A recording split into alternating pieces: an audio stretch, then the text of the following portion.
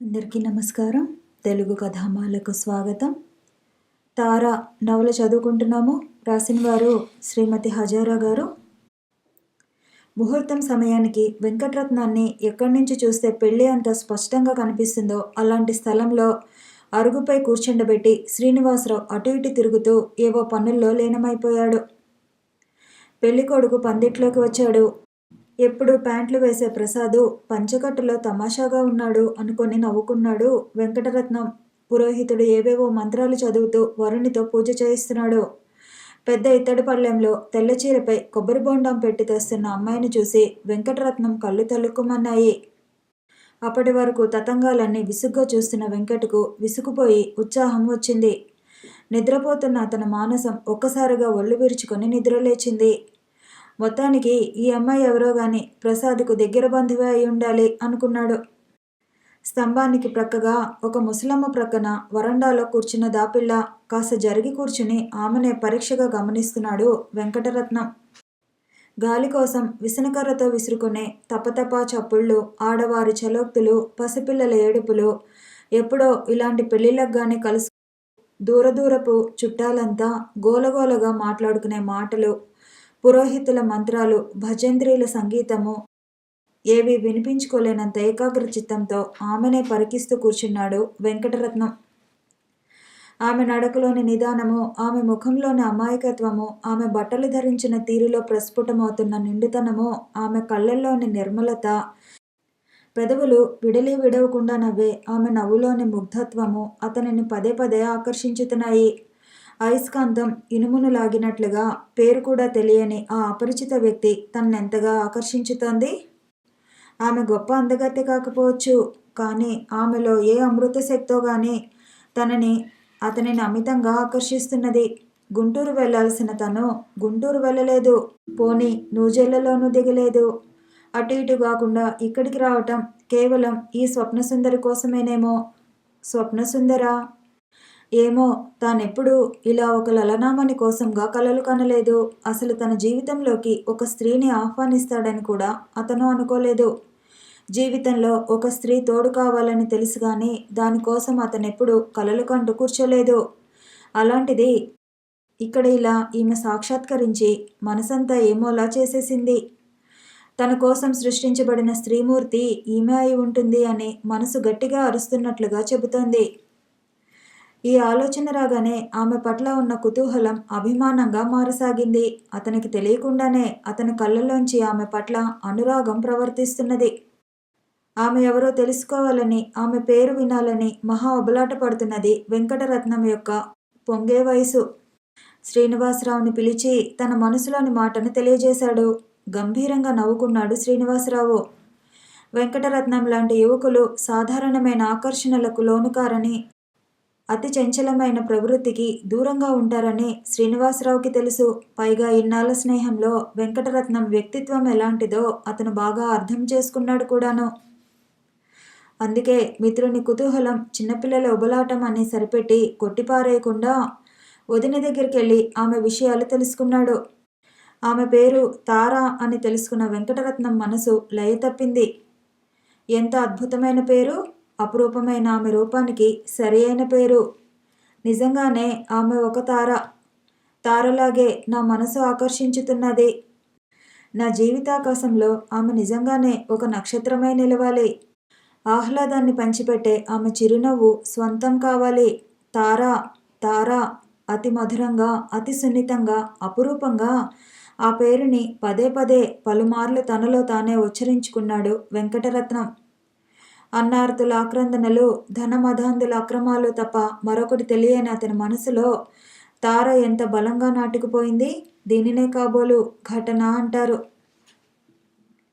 పెళ్ళవగానే వెళ్ళిపోతాను అన్నది తార.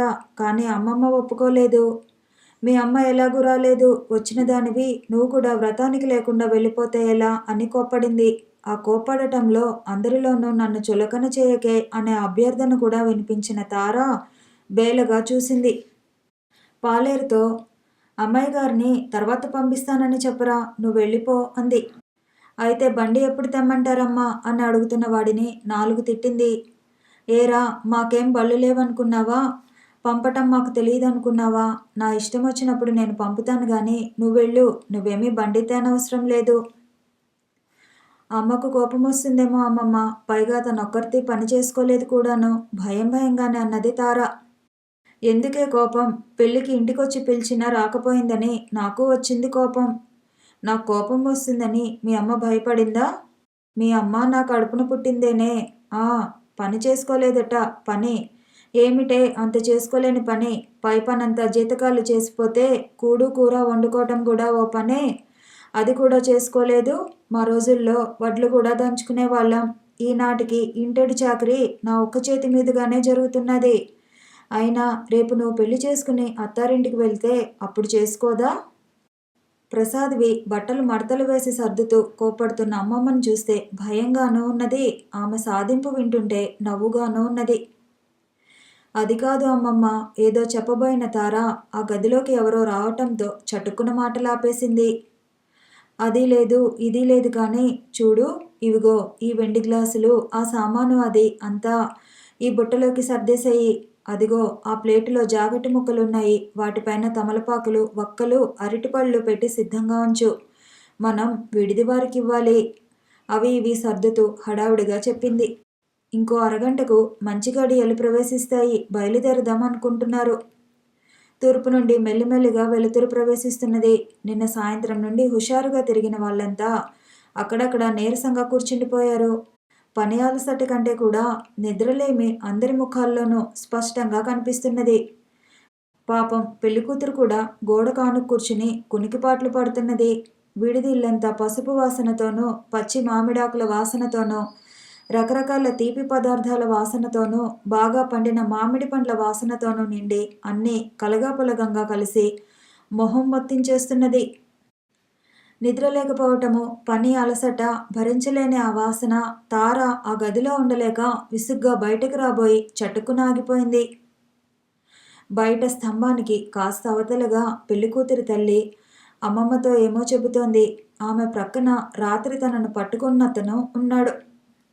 కొంచెం అవతలగా ప్రసాదు, మరో యువకుడు మాట్లాడుకుంటున్నారు. ప్రసాదుతో మాట్లాడుతున్న యువకుడు అమ్మమ్మ దగ్గరకు వచ్చి అతన్ని పిలుస్తున్నాడు. అతడు అమ్మమ్మకు నమస్కారం పెట్టి వెళ్ళిపోతున్నాడు. వెనక నుంచి అతను ఎంత బాగున్నాడు. పొడవైన అతని విగ్రహం అలా మెల్లగా కదులుతుంటే ఆ నడకలోని టీవీ గంభీరం తారను ముగ్ధురాల్ని చేశాయి. ఇష్టం లేనట్లు సనుగుతూనే ఉండి అటుపోతూ ఒక మాటగా ఇటుపోతూ ఒక మాటగా తమ్ముడి పెళ్లి కబుర్లు అడుగుతూనే ఉన్నది నాగరత్నమ్మ. ఆ కబుర్లు తల్లికి చెబుతుంటే మధ్య మధ్యలో అతని బొమ్మ కళ్ళ ముందర నవ్వుతూ ప్రత్యక్షమై ఆమెను వివసరాలను చేస్తున్నది. ఎంతగా వద్దని వారించినా మనసు అతని ప్రక్కన వెంకట్రావును ఉంచి పోల్చి చూస్తున్నది. ఈ పరిస్థితి మరీ దుర్భరంగా ఉన్నది తారకు. అసలే ఆమెకు వెంకట్రావు సంబంధం ఇష్టం లేదు. ఇంక అతనితో పోల్చటం ఆమె మనసు కొలిమిలో కాలుతున్న ఇనుప ముక్కలాగా ఉన్నది. భరించలేనంత వ్యాధి పీడితురాలు వలె నీరసించిపోతున్నది. మునుపటి హుషారు గాని చురుకుదనం గాని ఏమీ లేకుండా ఏదో మందకొడిగా ఉంటున్న కుమార్తె ప్రవర్తనను మొదటగా గమనించింది రాఘవయ్య గారే. కానీ దానికి కారణమేమిటో ఊహించలేకపోయారు. ఇప్పుడు పార్వతమ్మ పెద్దమ్మ గాని తులసమ్మ పిన్ని గాని వెంకట్రావును ఉద్దేశించి మీ ఆయన అని అంటే తారకు ఒళ్ళంతా కంపరంగా ఉంటున్నది. ఆ ఊహ కూడా భరించలేనంత వెగటు పుట్టిస్తోంది. దానికి కారణమేమిటో తారకు తెలియటం లేదు. నాన్న మెచ్చుకునే మంచితనం ఉన్నది. అమ్మకు నచ్చే డబ్బున్నది. కానీ ఎందుకో అతని రూపం తనకు మాత్రం నచ్చడం లేదు. మనసుని ఎంతగా సరిపెట్టుకుందామని ప్రయత్నించినా సాధ్యం కావటం లేదు. అతడిని చూసిన కళ్ళకు వెంకట్రావు రూపం మరీ వికృతంగా కనిపిస్తున్నది. సరళకు అనుకున్న సంబంధం తాలూకు వాళ్ళు ఒత్తిడి ఎక్కువవుతున్నది. రాఘవయ్య గారు 2 పెళ్లిళ్ళు ఒకేసారి చేసేయాలని ఆరాటపడుతున్నారు.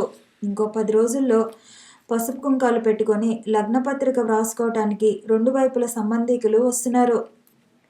నాగరత్నమ్మకు ఊపిరి సలపనంత హడావిడి. ఇంట్లో జరుగుతున్న తొలి శుభకార్యం. లగ్నపత్రికలో ఏం పంపితే బాగుంటుందో అని తోడికోడళ్లను సలహా అడిగింది.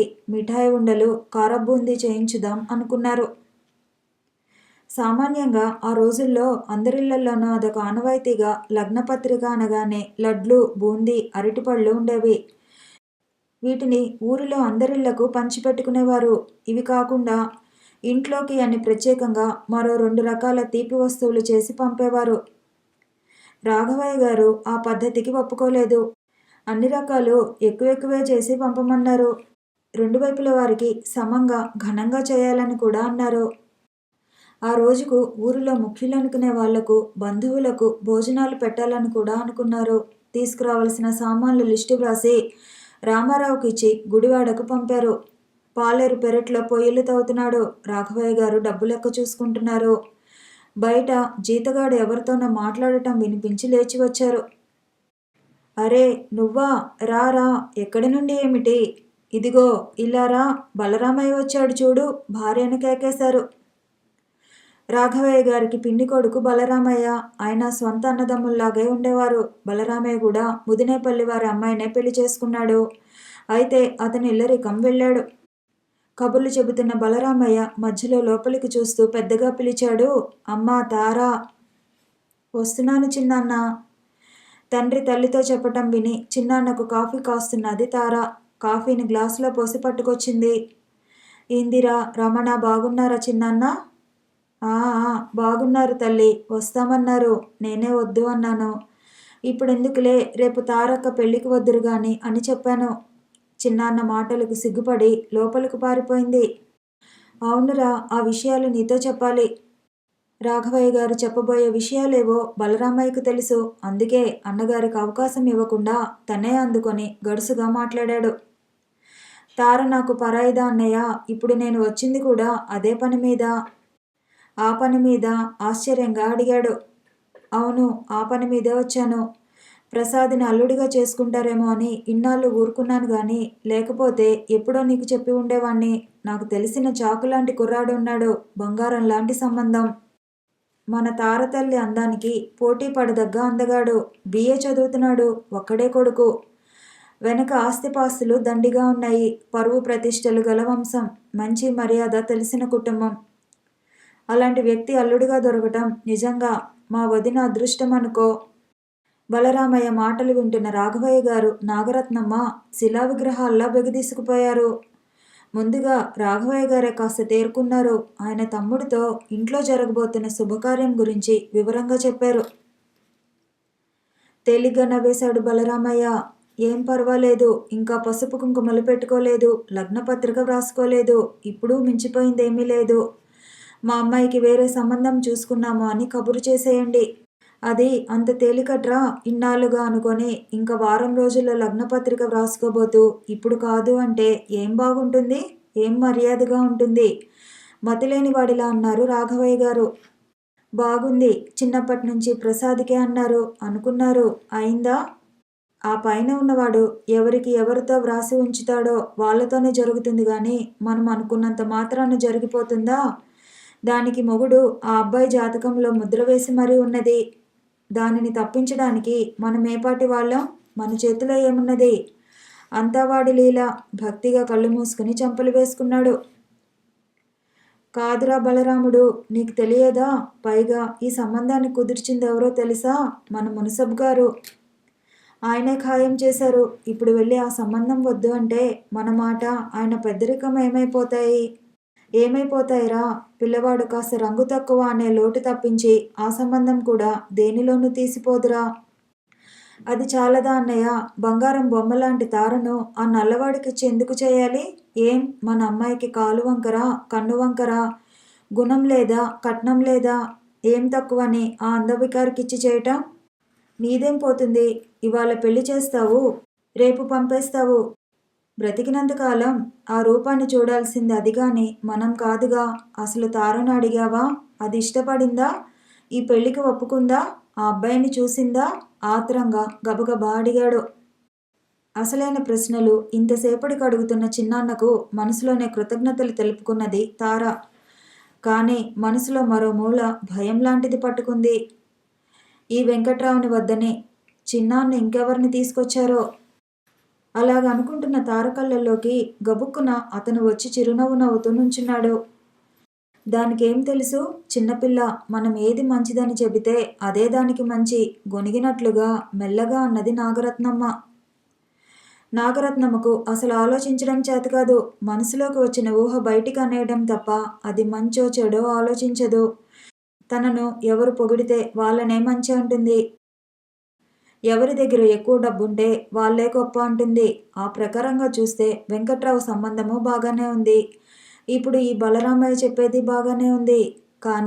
కానీ మునసబు మామయ్యకు కోపం తెప్పిస్తే ఎట్లా? ఆయన ఎంత గొప్పవాడు? అలాంటి మునసబు మాట వినకపోతే ఏం బాగుంటుంది? ఆ అందానిదేముందిలే, కొరుక్కు తింటామా? తీసిపారేసింది నాగరత్నమ్మ. అమ్మమ్మ, అట్లా అంత తేలిగ్గా తీసిపారేయ్ కొదినా. ఆయన ధనవంతుడు, గుణవంతుడు, రూపవంతుడు కోరి వస్తుంటే వద్దనటంలో ఏమైనా అర్థముందా? కోరి రావటమా? ఆశ్చర్యంగా అడిగారు రాఘవయ్య గారు. అవును, కావాలని మనమ్మాయిని వరించి వస్తున్న అదృష్టం. ఎక్కడో మన తారతల్లిని చూశాడుట. ఆ అమ్మాయినే చేసుకుంటానని పట్టుదలగా ఉన్నాడుట. మన తార ఎక్కడికెళ్ళింది? ఎక్కడ చూశాడు? ఆశ్చర్యంగానూ ఆలోచనగానూ అన్నారు రాఘవయ్య గారు. భోజనం చేసి వెళ్ళిపోయాడు బలరామయ్య. వెళ్ళేటప్పుడు ఈ సంబంధం మాట మర్చిపోవద్దని, బాగా ఆలోచించమని, ఇతన్నే చేసుకుంటే తార సుఖపడుతుందని మరీ చెప్పాడు. సాయంత్రానికి కూర వండేందుకు పెరటిలోంచి వంకాయలు కోస్తున్న తార దగ్గరకు వచ్చి, వరుడు మరెవరో కాదని ప్రసాద్ పెళ్లిలో చూసిన అతడే అని చెప్పి, మేమెంత చెప్పినా మీ నాన్న వినేటట్లు లేడు, ఎలాగో నువ్వే సాధించుకోవాలి అని నొక్కి మరీ చెప్పి వెళ్ళాడు. ఆ విషయం తెలిసినప్పటి నుంచి తార మనసులో ఉండటం లేదు. అమ్మతోటి నాన్నతోటి ఎలా చెప్పాలో తెలియటమూ లేదు. ఇంట్లో పనులు చకచకా జరిగిపోతున్నాయి. ఇంట్లో హడావుడి పెరుగుతున్న కొద్దీ తార మనసులోని ఆందోళన కూడా పెరిగిపోతున్నది. తనకి పెళ్లి ఇష్టం లేదు అని చెప్పాలని ఎంతగానో రిహార్సల్స్ వేసుకుని తండ్రికి ఎదురుగా వెళ్ళటమవుతుంది. అంతలోనే గొంతుకి ఏదో అడ్డం పడినట్టు, పెదవులు ఎండిపోయినట్టు గుటకలు మృంగుతూ వెనక్కు తిరిగి వచ్చేస్తుంది. ఎల్లుండి ప్రొద్దుట 10:26 మంచి ఘడియలున్నాయట. ఆ సమయంలో లగ్నపత్రిక వ్రాసుకుందుకు 2 ఊర్ల నుండి పెద్దలు వస్తున్నారట. అది విన్న దగ్గర నుండి తారకు అరచేతుల్లో చెమటలు పోస్తున్నాయి. ఇంక ఇవాళ కూడా చెప్పకపోతే ఇహ జీవితమంతా విచారించాల్సి ఉంటుంది. అయినా చేతులారా చేసుకుంటున్న దానికి బాధ ఎందుకు? మనసులోని విషయం బయటకు చెప్పుకునే ధైర్యం లేని వాళ్లకు ఆశలు ఎందుకు? కోరికలెందుకు? అవి తీరటం లేదే అని బాధ ఎందుకు? దేనికి అర్హత లేదు. అసలు అలాంటి పిరికి వాళ్లకు కోరుకున్న విధంగా జీవించటము చేతకాదు. చావటం అంతకన్నా చేతకాదు. వాళ్ళు మనుషులు కాదు, యంత్రాలు. సజీవులు కారు, నిర్జీవులు. తారలోని తారతో తెగపోట్లాడుతోంది. ఆ సమయంలో కూడా తారకు మొహమాటమే. ఇతరులను బాధ పెట్టకూడదు అనుకునే మనస్తత్వము మంచిదే. ఇతరులు ఏమనుకుంటారో అని మొహమాట పడటము మంచిదే. కానీ నా ఈ మొహమాటం వల్ల నిండు జీవితం అంతా అయిష్టంతో బ్రతుకుతూ అహర్నిశలు బాధపడవలసి రావటం మెచ్చుకోదగ్గ విషయం కాదు. హద్దులు మీరిన మంచితనం వల్ల ఎప్పుడూ దుష్ఫలితాలే ఎదురవుతాయి తప్ప సత్ఫలితాలు కలగవు. ఇంకా జాప్యం చేయబోకు. ఇప్పటికే నీ మెతకతనం వల్ల చాలా ఆలస్యం చేశావు. ఇంకా ఏమాత్రం కాలయాపన జరిగినా చేతులు కాలేక ఆకులు పట్టుకున్న చందమే అవుతుంది. వెళ్ళి నీ మనసులో దాచుకున్నదంతా మీ నాన్నతో చెప్పు. వెళ్ళు. తార అంతరాత్మ ఎన్నో విధాలుగా నచ్చజెబుతోంది, హెచ్చరిస్తోంది. దిగజారిపోతున్న తారకు ధైర్యాన్ని నూరిపోస్తున్నది.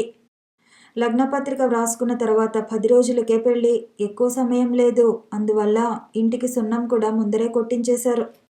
రాఘవయ్య గారు అన్నలతో కూర్చుని శుభలేఖలు ఎవరెవరికి పంపారో లిస్టు తయారు చేస్తున్నారు. చాకలి గోడలన్నింటికి సున్నం కొట్టేశాడు. గొల్ల సుబ్బమ్మ ఇల్లంతా అలుకుతున్నది.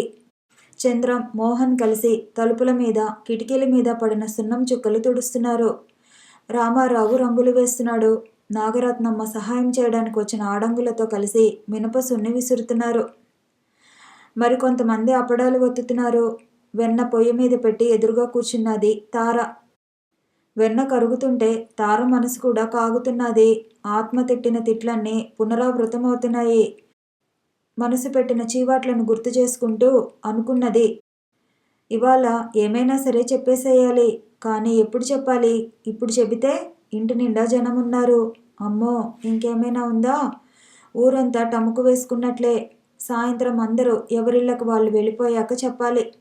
సాయంత్రం అయింది. అందరూ వెళ్ళిపోయారు. చంద్రం, మోహన్ ఆటలకు వెళ్ళారు.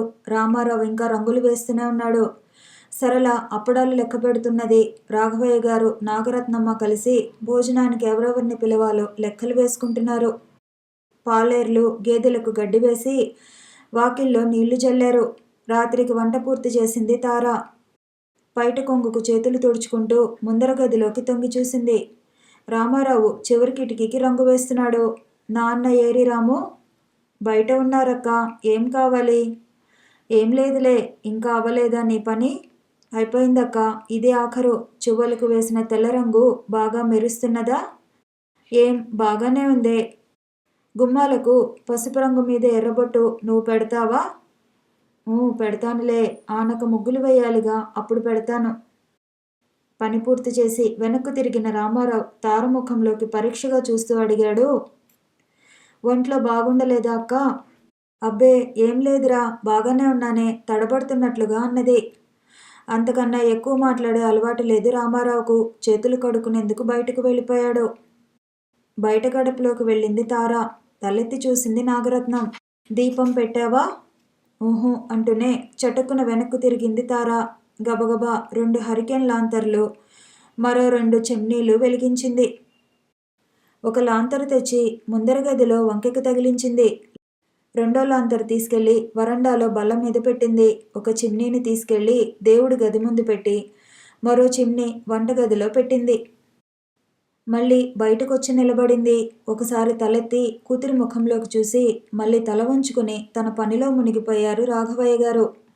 2, 3, 4, 7, 9, 10 నిమిషాలు జరిగిపోయాయి. నాన్న మెల్లిగా పిలిచింది తార. అసలు ఆ పిలుపు ఆయన చెవులకు చేరిందో లేదో కూడా అనుమానమే. కానీ తార ఏదో అన్నట్లుగా మాత్రం అనిపించింది ఆయనకు. తలెత్తి ఏమిటి అన్నట్లుగా చూశారు. నోరు తెరిచింది తార. ఏం చెప్పేదో ఏమో గాని సరిగ్గా అదే సమయంలో కంసాలి గోవిందస్వామి గేటు తెరుచుకుని లోపలికి వచ్చాడు. రావయ్యా, రారా, నీ మాటే అనుకుంటున్నాము. అమ్మాయి గారు, కాస్త మంచి తీర్థం ఇప్పిస్తారా? వినయంగా అడిగాడు. లోపలికి వెళ్ళింది తార. గోవిందస్వామి మాట వినబడుతూనే గబుక్కున పరిగెత్తుకొచ్చింది సరళ. మంచినీళ్ళ చెంబును, గాజు గ్లాసును గోవిందస్వామి పక్కగా పెట్టింది తార. లోపలికి వెళ్ళిపోతున్న తారను వెనక్కు పిలిచాడు కంసాలి. అమ్మాయి గారు, మీ గాజులు చూసుకోండి.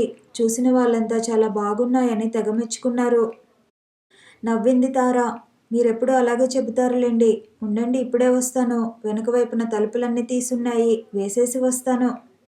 తార మళ్ళీ వచ్చేసరికి సరళ తన వస్తువులన్నీ తీసి పరీక్ష చేసుకుంటోంది. ఆ రెండో లాంతరు కూడా ఇలా తీసుకురా. కంసాలి గోవిందస్వామిని పంపేసరికి 7 గంటలైపోయింది. చంద్రానికి, మోహన్కు అన్నం పెట్టింది తార. రామారావు కూడా కాళ్ళు కడుక్కొచ్చి పీట వాల్చుకున్నాడు. నాకు కూడా పెట్టక్క, ఆకలేస్తున్నది. ఇహ ఇంతే. ఈ పనులన్నీ తెమిలేసరికి రాత్రైపోతుంది. అందరూ నిద్రపోవటం. ఆ లోపున తెల్లారిపోతుంది. మళ్ళీ పనులు మొదలవుతాయి. ఈ లోపున పెళ్లివారు రావటము అవుతుంది, పెళ్ళి అవుతుంది. చీచీ, తనకసలు బుద్ధి లేదు. చిన్నాన్న వచ్చి వెళ్ళి ఎన్ని రోజులైంది? ఇన్నాళ్ళు నిద్రపోతున్నదా? అసలు ఇంత భయం దేనికి? తనేం తప్పు చేస్తున్నదా? ఏమైనా సరే ఇవాళే, ఇప్పుడే చెప్పేసేయాలి.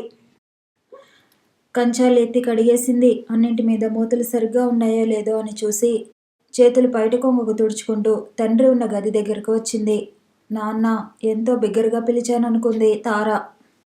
కానీ ఆ పిలుపు అతి మెల్లగా వినిపించింది రాఘవయ్య గారికి. ఇంతవరకు బుద్ధి తెలిసిన తర్వాత తండ్రికి ఎదురుగా నిలబడి నాన్న, నాకిది కావాలి అని అడగలేదు తార. అలాంటిది ఇవాళ అలా నిలబడి నాన్న అని పిలిస్తే రాఘవయ్య గారికి ఆశ్చర్యం వేసింది. పిలిచిందే గాని తర్వాత విషయం ఎలా చెప్పాలో తెలియక మళ్ళీ మౌనంగానే నిలబడిపోయింది. ఎందుకు పిలిచింది? ఏమైనా చెప్పడానికా, లేక ఏమైనా అడగటానికా అనుకున్నారు రాఘవయ్య గారు. ఏమిటమ్మా, ఏం కావాలి? అనునయంగా అడిగారు. కొద్దిగా తలెత్తుతూ తండ్రి వంక చూసి మళ్ళీ వెంటనే కళ్ళు క్రిందికి వాల్చేసింది. ఎలా చెప్పాలి, ఎలా చెప్పాలి? గొంతులో గురగురా తిరుగుతున్నది. సందేహంగా నిలబడిపోయిన కూతురి వంక క్షణంసేపు నిశితంగా చూసి లేచి దగ్గరికి వచ్చారు రాఘవయ్య గారు. తల మీద చేయి వేసి ఆప్యాయంగా అడిగారు, చెప్పమ్మా, ఏమిటి? నగలు బాగాలేవా? బాగున్నాయన్నట్లు తలాడించింది. మరేమిటి? కనుబొమ్మలు కొద్దిగా ముడివేసి అడిగారు. కళ్ళెత్తి తండ్రి ముఖంలోకి చూసి మళ్ళీ తలదించుకుంది తార. ఇంకో 10 రోజుల్లో నా ఇంటి లక్ష్మి మరో ఇంటి మహాలక్ష్మి అవుతుంది. ఏమిటో, ఆడపిల్లలను కన్న ప్రతి తండ్రి ఇలాగే బాధపడతాడేమో. కానీ నిన్నొదిలి నేను ఎలా ఉండగలనో ఏమిటో. అంత పెద్ద మనిషి అలా బెంగగా అంటుంటే తారకు చాలా బాధ అనిపించింది. చిన్నపిల్లలాగా ఆయన గుండెలకు తల ఆనించి అలా నిశ్శబ్దంగా ఉండిపోయింది. తార తల మీద చేయి వేసి నిమురుతూ లాలనగా అడిగారు. ఏమిటమ్మా, చెప్పు, ఏం కావాలి? తండ్రి చేతుల నుండి కాస్త అవతలకు జరిగి నిలబడింది. పమిట కొంగును వేలికి ముడివేసి విప్పదీస్తూ అతి మెల్లగా అన్నది. నాకీ పెళ్ళి వద్దు నాన్న. ఏదో అడుగుతుంది అనుకుంటూ ఉన్న రాఘవయ్య గారు తార మాటలకు తెల్లబోయారు. చా, తార అలాగనే ఉండదు. ఏదో అంటే తనకలా వినిపించి ఉంటుంది అంతే అనుకున్నారు. ఆయన అనుమానం తీర్చుకునేందుకు ఏమిటమ్మా నువ్వన్నది అని అడిగారు. నాకీ పెళ్ళి వద్దు నాన్న. ఆ వెంకట్రావు నాకు నచ్చలేదు. రాఘవయ్య గారికి కన్నతల దగ్గర నరాలు బిగుసుకున్నాయి. మరి ఇన్నాళ్ళు ఎందుకు చెప్పలేదు, మాట్లాడలేదు తార? పీచు పీచుమంటున్న గుండెలకు ధైర్యం చెప్పుకుంటున్నది. రాఘవయ్య గారికి అయోమయంగా ఉన్నది. అసలు ఈ పరిస్థితిని కానీ ఇలా జరుగుతుందేమో అని కానీ ఆయన ఇంతవరకు ఊహించనే లేదు. అలాంటిది ఒక్కసారిగా చేతులు 2 వెనక్కి పెట్టి అస్థిమితంగా చిరాగ్గా అటు ఇటు పచార్లు చేస్తున్నారు. ఆ అడుగుల కదలికలో ఆయనలో రగులుకుంటున్న కోపం కానవస్తున్నది. తారకు ఏడుపు వస్తోంది. ఏమిటి నాన్న, ఏం మాట్లాడరు? ఎంత పొరపాటు జరిగిపోయింది. నీకు ఇష్టమేలే అనుకున్నాను గాని నీ అభిప్రాయం అడగాలనే తలంపే రాలేదు నాకు. ఇప్పుడెలా, ఇంత ఆలస్యంగా? తనలో తాను అనుకుంటున్నట్లు అతి మెల్లగా అంటున్న రాఘవయ్య గారు గబుక్కున కూతురు దగ్గరకు వచ్చారు. అమ్మా తారా, దాదాపు అన్నీ స్థిరమైపోయాక ఈ పెళ్ళి ఆగిపోతే ఎంత అప్రతిష్టో ఆలోచించు తల్లి. ఇహ నీకు అసలు పెళ్ళంటూ చేయగలనా? ఏ కారణంతో పెళ్ళి ఆగిపోయినా అది ఆడపిల్లకే దెబ్బ తల్లి. అయినా వెంకట్రావుకేం తక్కువమ్మా? అన్ని విధాల మంచి సంబంధం. పైపెచ్చు మునిసబ్బు మామయ్యకు తెలిసిన వాళ్ళు. నిన్ను బాగా చూసుకుంటారు అనునయంగా తండ్రి చెబుతుంటే అప్పటి వరకు భయం భయంగా ఉన్న తార మనసులోకి ధైర్యం సర్రున పాకి వస్తున్నది. అతడు నలుపు నాన్న, మెల్లిగా అన్నది. స్థాణువయ్యారు రాఘవయ్య గారు. ఆ మాట కాదనలేరు. అవును, తారకు చిన్నప్పటి నుంచి నలుపంటే ఇష్టం ఉండేది కాదు. నల్లగా ఉంటాయని నేరేడు పండ్లు కూడా తినదు. అలాంటిది వెంకట్రావుని ఇష్టపడుతుందా లేదా అని కాస్తంత కూడా ఆలోచించుకోలేకపోయాను. ఎంత పొరపాటు జరిగిపోయింది. వెంకట్రావు నలుపే నిజమే, కానీ కేవలం ఆ కారణంతో ఇంత దూరం వచ్చిన ఈ పెళ్లిని ఆపటం ఉభయ కుటుంబాలకు మంచిది కాదని నచ్చజెప్పడానికి ఎంతగానో ప్రయత్నించారు రాఘవయ్య గారు. ఆయన మెల్లిగా చెబుతున్న కొద్దీ తారలోని పంతము, పట్టుదల పెరుగుతున్నాయి. అది గమనించిన రాఘవయ్య గారికి విసుగు, కోపం వచ్చాయి. చాలా చిరాగ్గా అన్నారు. పిచ్చి పిచ్చి వేషాలు వేయబోకు. ఎంత చెప్పినా అర్థం చేసుకోపోతే ఎట్లా? ఇదేం బొమ్మలాట అనుకున్నావా? ఆ వెంకట్రావుతోనే నీ పెళ్లి జరిపిస్తాను. అప్పటి వరకు ఏదో తండ్రి కూతుళ్ళు మాట్లాడుకుంటున్నారులే అనుకున్న నాగరత్నమ్మ రాఘవయ్య గారు తీవ్రంగా అన్న మాటలకు గబుక్కున ఇవతలకు వచ్చింది. ఏమిటి, ఏం జరిగింది? కళ్ళు తుడుచుకుంటూ నుంచున్న తారను కోపంతో చిందులేస్తున్న రాఘవయ్య గారిని అయోమయంగా చూస్తూ ఆందోళనగా అడిగింది. ఏమిటా? విను. అసలు విషయం విన్న నాగరత్నమ్మ అపర సూర్యకాంతమే అయింది. బాగా తిట్టింది. తిట్టి తిట్టి వెంకట్రావుని వద్దని ఎవరిని చేసుకుంటావే అని అరిచింది. క్షణం కూడా ఆలస్యం చేయకుండా టక్కున చెప్పిన తార ఆ నూజేళ్ళ అబ్బాయిని చేసుకుంటాను. మరోసారి షాక్ తిన్నారు రాఘవయ్య గారు. నాగరత్నమ్మ కేకలకు అక్కడ చేరిన కుటుంబ సభ్యులందరూ కూడా తార చెప్పిన జవాబు విని తెల్లబోయారు. అసలు ఇదంతా నిజమేనా? ఆ మాట్లాడుతున్నది తారేనా అన్నంత అనుమానంగా చూశారు రాఘవయ్య గారు. క్షణంసేపు విభ్రాంతితో నాగరత్నమ్మ నోరు కూడా మూతపడిపోయింది. ఆ అబ్బాయి కుటుంబం చాలా పెద్దది అన్నాడు. వెనకాల 3 ఆడపిల్లలు ఉన్నారన్నారు. వాళ్ళ పెళ్ళిళ్ళు, పురుళ్ళు, ఎన్నో బాధ్యతలుంటాయన్నారు. అన్నింటినీ మించి అతడికి రాజకీయాల పిచ్చి ఉన్నదని కూడా భయపెట్టారు. ఊహు, ఏం చెప్పినా, ఎలా చెప్పినా తారది ఒకటే మాట, వెంకట్రావు వద్దు. ఆ రాత్రి తార అన్నం తినలేదు, నిద్రపోలేదు, ఏడుస్తూనే ఉంది. రాఘవయ్య గారు నిద్రపోలేదు. ఆలోచిస్తూనే ఉన్నారు. నాగరత్నమ్మ నిద్రపోలేదు. ఉండి ఉండి తారనో తిట్టు, దీనికంతటికూ మూల కారణమైన బలరామయ్యనో తిట్టు తిడుతూనే ఉంది.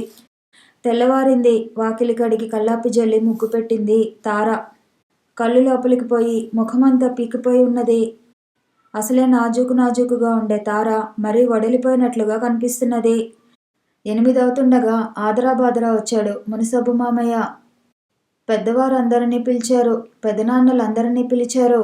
వాళ్ళందరూ చూస్తుంటే తారకు భయం వేసింది. అందరూ కలిసి బలవంతం చేసి ఒప్పిస్తారేమో అనే భయం పట్టుకుంది. ఏమైనా సరే, ఎవరెంత చెప్పినా, ఎవరెలా తిట్టినా, ఎలాగూ బయటపడ్డాను కాబట్టి సాధించే తీరాలని మనసులో గట్టిగా అనుకున్నది. అలాగే చేసింది కూడాను. అందరూ ఎన్ని విధాలు చెప్పినా, ఎన్ని విధాల బ్రతిమలాడినా, చివరకు కోప్పడినా కూడా తలుపు పట్టుకుని నిలబడి ఏడవటం తప్ప సమాధానం ఇవ్వలేదు. నెమ్మదిగా, వినయంగా, మూర్తిభవించిన మంచితనంతో, ముచ్చటి గొలిపే రూపంతో ఉండే తార అంటే అందరికీ ఎనలేని అభిమానం. చూడగానే మర్యాదగా మాట్లాడి ప్రేమగా వ్యవహరించే తార పట్ల ప్రతివారికి ప్రత్యేకమైన వాత్సల్యం ఉండేది.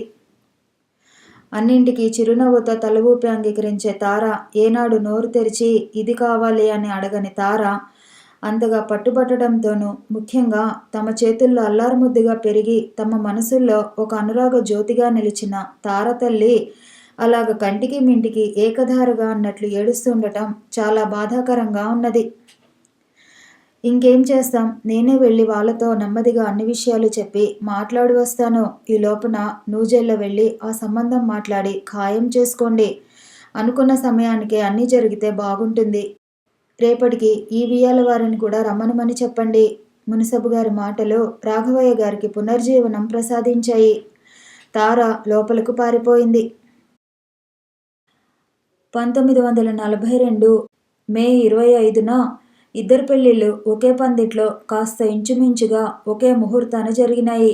ఆ రోజుల్లో జరిగిన ఆ పెళ్ళి ఓ గొప్ప సుందర దృశ్యం.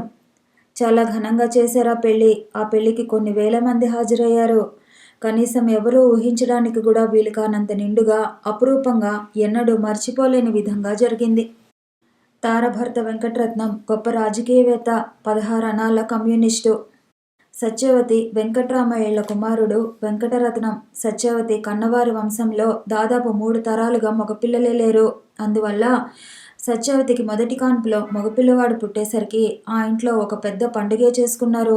సత్యవతి తల్లి తన తదంతరం ఆ పిల్లగాడికి చెందేటట్లుగా 5 ఎకరాల మంచి పొలం కూడా వ్రాసి ఇచ్చేసింది. ఆ 7 కొండలవాడే తన ఇంట పుట్టాడని మురిసిపోయింది సత్యవతి. అందుకే కుమారుడికి వెంకటరత్నం అని పేరు పెట్టుకున్నది. సత్యవతి చాలా బోలా అయిన మనసు కలది. అతి అమాయకురాలు. మనసు మంచిదే కానీ ఎవరు ఏది చెప్తే అది నమ్ముతుంది. ఆలోచన లేకుండా అదే నిజమనుకుంటుంది. ఎవరు చెప్పిన దానికైనా బుర్ర ఊపుతుంది. వెంకట్రామయ్య గారు నూజెళ్లలో చాలా పెద్ద మనిషి. అంతస్తులో గాని, ఆకారంలో గాని అన్నింటిలోనూ ఆయన పెద్ద మనిషే. వయసులోనూ, బుద్ధిలోనూ కూడా పెద్ద మనిషి తరహాగానే ఉండేవారు. ఆయన భార్యను భార్యగా చూసేవారు కాదు. ఊరిలో అంత పలుకుబడి, పేరు కల పెద్ద మనిషి. భార్య విషయంలో మాత్రం కాస్త సంకుచితంగా ఉండి చిన్న మనిషిగానే ప్రవర్తించేవారు. ప్రతి మనిషిలోనూ ఎక్కడో అక్కడ ఏదో ఒక లోపం ఉంటూనే ఉంటుందట. వెంకట్రామయ్య గారు కూడా అంతే. ఆయన చిన్న వయసులో కూడా భార్యని సమంగా చూసేవారు కాదు. ఒక ఆడదానిగా మాత్రమే చూసేవారు. ఇంటి విషయాలు గాని, వ్యవసాయం గాని, వ్యాపారం గాని, లాభ నష్టాలు గాని, ఆదాయ వ్యయాలు గాని అసలు ఏవీ ఆమెతో మాట్లాడేవారు కాదు. సత్యవతి అని పేరుతో కూడా పిలిచేవారు కాదు. ఏదైనా అవసరం వస్తే ఇదిగో ఏమేవ్ అని పిలిచేవారు. నిజానికి సత్యవతి అందంగానే ఉండేది. వెంకట్రామయ్య గారు సత్యవతి అందం ముందు తీసుకట్టే. అయినా ఆమెను 5 నిమిషాలు కూడా ప్రశాంతంగా చూడగలిగేవారు కాదు. ఆకలేసినప్పుడు అన్నం తిన్నట్లే రాత్రిపూట గదిలోకి వచ్చిన సత్యవతిని వాడుకునేవారు. వెంకటరత్నం పుట్టాడు. అలాగే గిరిజ పుట్టింది. ఆ తర్వాత కళ్యాణి పుట్టింది. దమయంతి కూడా అలాగే పుట్టింది. 4 బిడ్డలు పుట్టినా కూడా భర్త ప్రవర్తనలో ఆమెకేమీ లోపం గాని, వెలితి గాని కనిపించేవి కాదు. దానికి కారణం ఆమెలోని గొప్ప అమాయకత. ఆవిడ పాలిట అది ఒక పెద్ద వరమే అనుకోవాలి. ఒంటి నిండా నగలు, ఇంటి నిండా బిడ్డలో ఉన్నారు. దొడ్డి నిండా పశువులు, గాదె నిండా ధాన్యం. ఇంకేమి లోటు అనుకుంటుంది. ఆ మాట నిజమే ఒక రకంగా. ఊరిలో పలుకుబడి, రాబడి కూడా ఎక్కువగానే ఉన్న మోతుబరి తన భర్త. కన్నవారు ఉన్నవారే, కట్టుకున్నవాడు ఉన్నవాడే. అందువల్ల ఆమెకు కరువు తెలీదు, కష్టం తెలీదు. అంతేకాకుండా పొదుపు, జాగ్రత్త అనేవి అసలే తెలియవు. నిజమైన కష్టాలు లేని వాళ్లకు చిన్న చిన్న విషయాలే పెద్ద పెద్ద భూతాల్లా కనిపిస్తాయట. అలాగే సత్యవతికి కూడా ఎప్పుడైనా ఏదైనా ఏ చిన్న అవకతవక జరిగినా మనిషి దబ్బడి దిబ్బడైపోయేది. తను కంగారు పడటమే కాకుండా ఇల్లంతా ఏకం చేసేది. ఏ చిన్న కారణం దొరికినా దానికోసం ఊకమూటలో నిప్పురవ్వ పడ్డట్టుగా ఆ రోజంతా సాధించుతూనే ఉంటుంది. ఆ దంపతులకు పుట్టిన బిడ్డ వెంకట్రత్నం నిజంగానే దైవం ఇచ్చిన అపురూపమైన వరం. అతని రంగులో గాని, పోలికలో గాని, గుణగణాల్లో గాని, ఆకారంలో గాని, అసలు దేనిలోనూ ఆ కుటుంబంలోని ఇతర సభ్యుల పోలికలు ఏవీ కనబడవు. ఏ దేవుడో కాస్త మార్పు కోరి ఈ భూలోకంలో అవతరించినట్టుగా వెంకట్రత్నం ఆ ఇంట్లో పుట్టి పెరిగాడు. ఆ ఇల్లు జమీలిపోయిన దర్పాలు, ఆడంబరాలు వదలలేని జమీందారుల ఇల్లులాగా ఉంటుంది. పై పనులన్నీ పాలేర్లు చేస్తుంటారు. పొయ్యి దగ్గర కూర్చుని ఎవరికి కావలసినవి వండి పెడుతూ ఉంటుంది సత్యవతి. వెంకటామయ్య గారికి అసలు ఎప్పుడూ ఇల్లు గాని, ఇంటి విషయాలు గాని పట్టవు. వెంకట్రత్నానికి తల్లి చాదస్తం చూసినా, చెల్లెళ్ళ సోమరిపోతుతనం చూసినా తగని చిరాకు, కంపరం. ఇంట్లో ఉన్నప్పుడు కోప్పడుతూనే ఉంటాడు. అందువల్ల అతని ఇంట్లో ఉన్నంతసేపు అటు ఇటు తిరుగుతూ ఏదో పని చేస్తున్నట్లుగా కనిపించడానికి ప్రయత్నించేవారు. అలాంటి వాతావరణంలోకి గంగిగోవు లాంటి తార గృహప్రవేశం చేసింది. అయినా తార క్రొత్త కోడలు, క్రొత్త ఒక వింత. అందువల్ల క్రొత్త కోడలు అత్తగారికి మోజుగానే ఉంది. అందంగా పొందికగా ఉన్న వదినను చూస్తే ఆడపడుచులకు మోజుగానే ఉంది. ఆ ఇల్లు బయట నుంచి చూడటానికి పెద్దదిగా కనిపిస్తుంది కానీ అంతా కలిపితే 2 గదులు, ఒక పెద్ద హాలు మాత్రం ఉంటాయి. ముందు వెనుక పెద్ద పెద్ద వరండాలున్నాయి. వెనుక వరండాకు ముందు వైపున వంటకు వేరుగా వేసిన గది ఉంటుంది. ఒక గదిని వెంకట్రామయ్య గారు వాడుకునేవారు. మరో గదిలో పిల్లలంతా పడుకునేవారు. వెంకట్రత్నం పెద్దవాడయ్యాక ఆ గదిని తనకొక్కడికే సొంతం చేసుకున్నాడు. ఊరి బయట పొలం దగ్గర ఒక గది కట్టించుకున్నారు వెంకట్రామయ్య గారు. ఎక్కువగా ఆయన అక్కడే ఉంటారు. అందువల్ల ఆయన గదిని ఆడపిల్లలు వాడుకోవటం ప్రారంభించారు. తార ఆ ఇంటికి కోడలుగా వచ్చి 2 రాత్రులు అయిపోయాయి. ఇవాళ కూడా గడిస్తే రేపు ఉదయం ఇంటికి వెళ్ళిపోవచ్చు అనుకుంటున్నది తార. తారతో కలిసి కన్నవారింటి నుంచి ఎవరూ రాలేదు. మొదట బలరామయ్య భార్యను గాని, పార్వతమ్మను గాని పంపుదామనుకుంది నాగరత్నమ్మ. కానీ నూజెల్లలో సత్యనారాయణ వ్రతం లాంటివేవీ లేవని తెలుసుకున్నాక విరమించుకున్నది. సత్యనారాయణ వ్రతం నోచుకోవడానికి వెంకటరత్నం ఇష్టపడలేదు. అసలు పెళ్లిలోనే పేచీ పెట్టాడు. మేళాలు, తాళాలు ఏవీ వద్దన్నాడు. ఆడంబరమే వద్దు అన్నాడు. కానీ రాఘవయ్య గారి చిన్న కూతురి పెళ్లి కూడా ఇందులో జతపరిచి ఉన్నది కాబట్టి ఎలాగో అతన్ని ఒప్పించగలిగారు. కానీ సత్యనారాయణ వ్రతానికి మాత్రం అతను ఒప్పుకోలేదు. సత్యవతి బ్రతిమలాడింది. ఇంట్లో మొదటి శుభకార్యం రా, అన్నీ సక్రమంగా జరిగితే రేపు నీకు నీ పిల్లలకు శుభం జరుగుతుందిరా, మన ఇంటి ఆడపడుచులకు కూడా మంచి జరుగుతుందిరా అంటూ ఎన్నో చెప్పింది. సరే, మీ ఇష్టానికి ఒప్పుకుంటాను. అలాగే నా ఇష్టాన్ని కూడా మీరు ఒప్పుకోవాలి. ఏమిటది ఆత్రంగా అడిగింది సత్యవతి. ఏం లేదు, భోజనాలు పెట్టేటప్పుడు పెద్ద చిన్న అనే తేడా లేకుండా అందరికీ ఏకపంక్తిన వడ్డన జరగాలి. గూడెమంతా వస్తుంది. వాళ్లను ఇంట్లోకి రానివ్వాలి. బ్రహ్మయ్య గారు పెద్దాయన, అంజయ్య గారు మోతుబరి, లక్ష్మణరావు గారు గొప్పింటాయన అంటూ కబుర్లు చెప్పకూడదు. దానికి మీరు ఒప్పుకుంటే నాకు అభ్యంతరం ఏమీ లేదు అన్నాడు.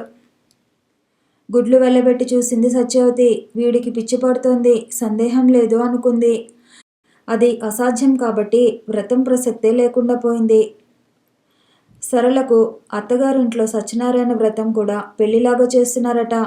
అందువల్ల అందరూ అటే వెళ్లారు. తారకు పంతం పెరిగింది. ఏ మాటని కూడా పెదవులు దాటి బయటకు రానివ్వని తార, నాకేమన్నా భయమా ఏమైనానా? అక్కడ ఉండేది మనుషులే.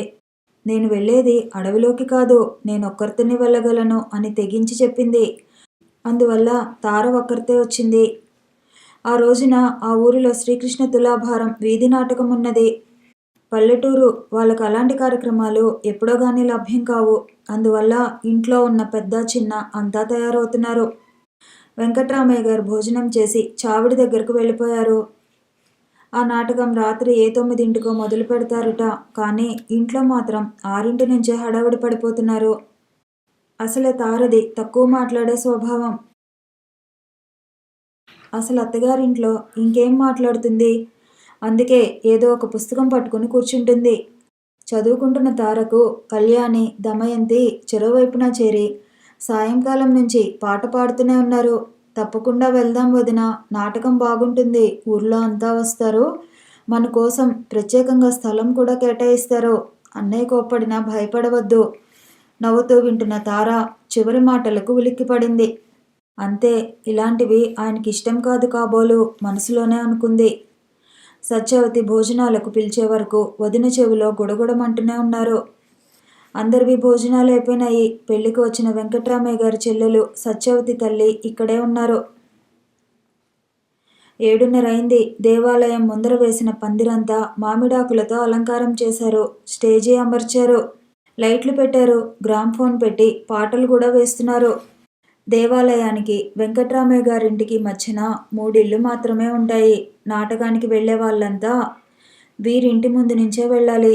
కళ్యాణి, దమయంతి వీధి వాకిట్లో నిలబడ్డారు. వాళ్ళ వయసు వాళ్ళంతా నాటకం చూసేందుకు వచ్చేస్తున్నారు. చిన్నపిల్లలంతా పరుగులు తీస్తున్నారు. వాళ్లకు కాళ్ళు ఆగనంటున్నాయి.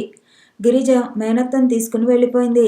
కళ్యాణి, దమయంతి వదిన కోసమే ఉన్నారు.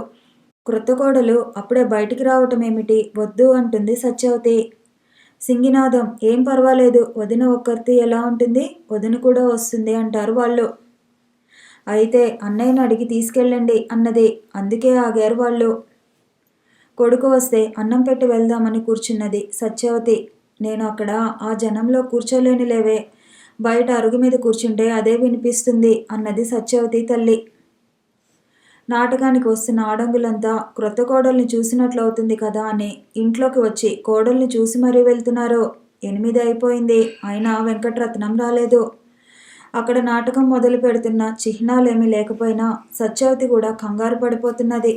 కళ్యాణి, దమయంతికి అయితే ఇంకా ఎదురుచూసే ఓర్పు కాస్త చచ్చిపోయింది. తమ అందాల వదిన్ని తీసుకెళ్లి అందరికీ చూపించాలి అనే ఉబలాటాన్ని వదిలేసి గబగబా లోపలికి వచ్చారు. వదినా, ఇంకా అన్నయ్య రాలేదు, మేం వెళ్ళిపోతున్నాం, నువ్వు అమ్మతో కలిసిరా అని చెప్పేసి వెళ్ళిపోయారు. అమ్మయ్య అనుకున్నది తార. అసలు అలా వెళ్ళటం తారకిష్టం లేదు. ఇలాంటివి చౌటుపల్లిలో జరిగితేనే వెళ్ళేది కాదు. సరళ రమ్మని ఎంత గొడవ చేసినా వెళ్ళేది కాదు. ఇంకా నూజెల్లలో ఏం వెళ్తుంది? కానీ రాను అంటే వాళ్ళు ఏమనుకుంటారో అని భయపడి మౌనంగా ఊరుకున్నది. అందరూ వెళ్ళిపోయేసరికి సత్యవతికి కాళ్ళు ఆగటం లేదు. తలుపులన్నీ వేసి కొడుకు అన్నీ అక్కడ పెట్టి తల్లితో చెప్పి బయటకు వచ్చింది సత్యవతి. అప్పుడే వాకిట్లోకి వచ్చాడు వెంకట్రత్నం. ఒరే అబ్బాయి, కోడల్ని కూడా తీసుకెళ్ళనా? చర్రుమన్నాడు వెంకట్రత్నం. పిల్లిలాగా ముడుచుకుపోయింది సత్యవతి. అన్నం పెట్టనా? తల్లి స్వరం వినగానే తగ్గిపోయాడు వెంకటరత్నం. చా, ఇంత చిన్న విషయాన్ని కూడా ఎందుకు ఇరిటేట్ అయ్యాడు అనుకుని అనునయంగా అన్నాడు తల్లితో. నేను స్నానం చేశాక భోంచేస్తానులే అమ్మా, నువ్వు వెళ్ళు. సరే, అమ్మమ్మ ఇంట్లోనే ఉంది, ఏదైనా కావలిస్తే అడుగు చెప్పేసి వెళ్ళిపోయింది. వెంకటరత్నం లోపలికి వచ్చాడు. అతని అమ్మమ్మ గదిలో నుండి బయటకు వస్తున్నది. ఏమిట్రా అమ్మ మీద అరుస్తున్నావు? అబ్బే ఏం లేదమ్మమ్మ, నువ్వు వెళ్ళలేదా నాటకానికి? ఆ జనంలో నేను కూర్చోలేనురా.